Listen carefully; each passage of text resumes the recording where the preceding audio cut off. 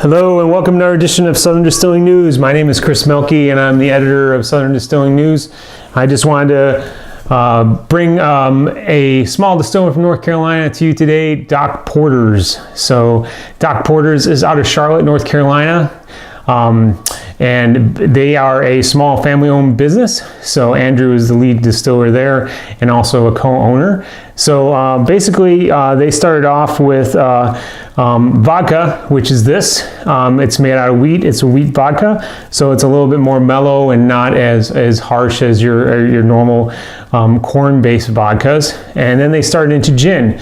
So their gin has hints of chamomile and cucumber. It's a really delightful gin, and they started distributing that I think last year in the summer. And then they came out just recently with their bourbon. So their bourbon has been aged for 8 months in 15-gallon barrels. And also what it is that it's a corn base, so it's 60% corn, 30% wheat, and 10% malted barley. So that is their bourbon. So I was just gonna try a little bit here and then make a cocktail out of one of these. So we're going to try the vodka first. The vodka should be colorless and tasteless. So colorless, according to the government. So some of these corks are kind of resettled with the winter and stuff like that. So I'm just going to try a little bit here.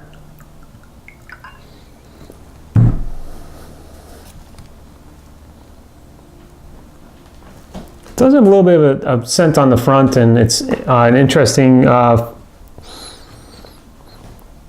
smells earthy, so I mean it's kind of interesting. Also, if you hear little scratching noises, our cat is running around here. She's kind of, it's about 75 degrees today out in North Carolina in the middle of February, so they're a little bit active today.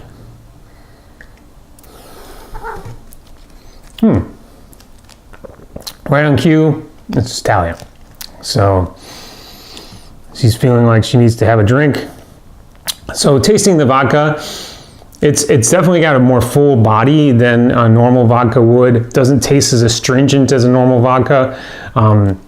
You definitely get a more of a pleasing aftertaste and not a harsh aftertaste as you would with vodka. And there goes Tally. So this is always interesting. So yep. So these guys rule the house, so they're all over the place. So this should make a great YouTube video for the tasting. So and there she goes right in the middle there, and plops herself down. Okay, so the vodka is an excellent vodka. So I definitely picked that up for some of your cocktails. The gin. So now the gin, like I mentioned, has cucumber, chamomile, and other botanicals that are in there, and we use a Glencairn glass for that.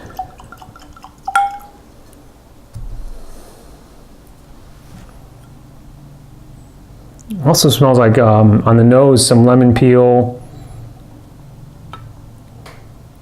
orange possibly,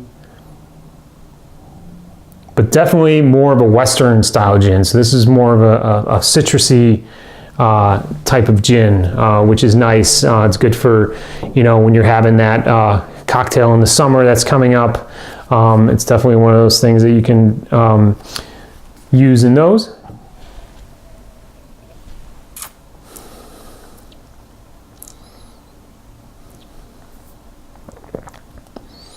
It's not as juniper heavy. It's very, very light on the juniper. The cucumber comes through. The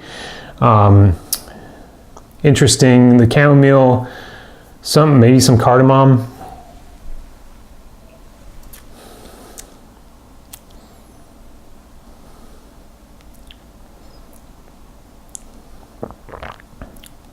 And way down you get a little bit of spice, but it's a nice even flavor. So that's the gin. So that's an excellent addition to anybody's liquor cabinet if they like gin.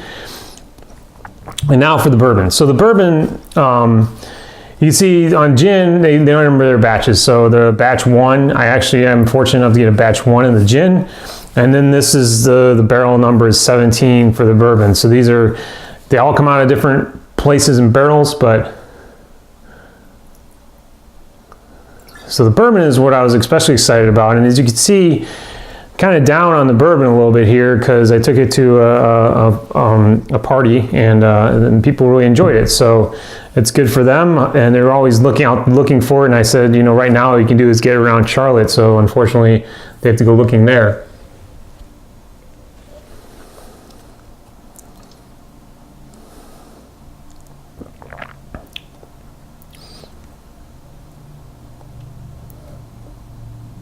So on the nose, getting vanilla, some spice, cloves. It's nice and interesting. It's a good mix.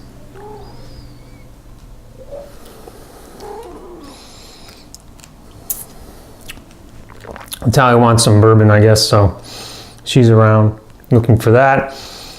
On the tongue, you get vanilla. Again, some of the char from the oak, but it's a very light, pleasing flavor. It's not very heavy at all. On the back, you're getting some of the spice, which is nice. So overall, it's a very nice drink, and Talia agrees. So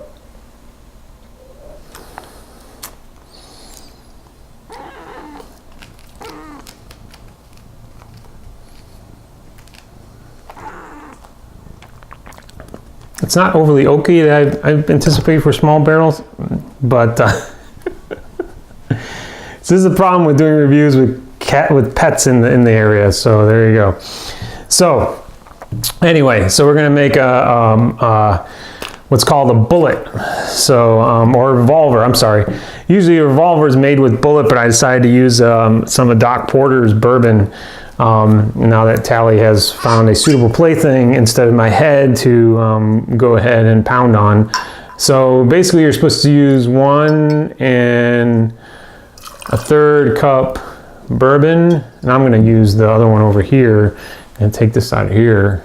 It's not to waste any of this bourbon.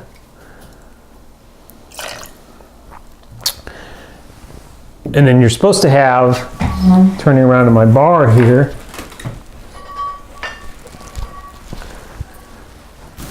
what it is that the bullet portion was supposed to be the bourbon, but then you can also use coffee liqueur. So use like 1/3 coffee liqueur here. So I've got some coffee liqueur here. So this is from Knox Whiskey Works. So this is from Knoxville, Tennessee. And there goes Tally disrupting everything again. So I'm gonna pour that in there.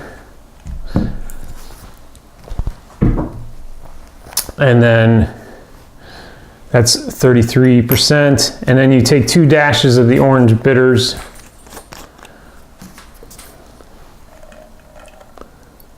Two dashes in there. And then you're going to shake it up.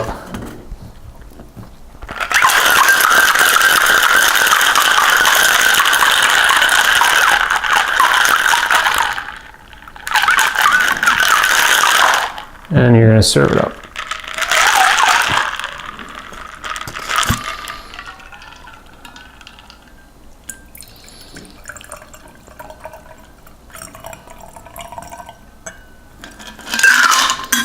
So this is what's called a revolver. So you're going to have bourbon and coffee liqueur with some orange bitters.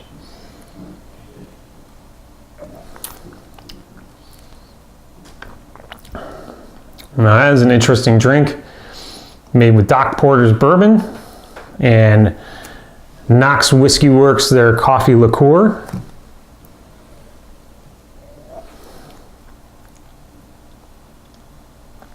Has a little bit of a kick, but it's always pretty interesting. So that's the presentation for today. So if you enjoyed pets and liquor, well, you came to the right place because we got both. So hopefully the dog doesn't get into the act soon. So again, Doc Porter's makes an excellent gin, an excellent bourbon, an excellent vodka, and then also Knox Whiskey Works. Just give them a little shout out. Also makes an excellent coffee liqueur. And the drink we made today was the revolver, so with their bourbon. But an excellent pairing, so please check them out. And thanks again for tuning in. This is Chris Melky, editor of Southern Distilling News. Thanks, and hope to see you online.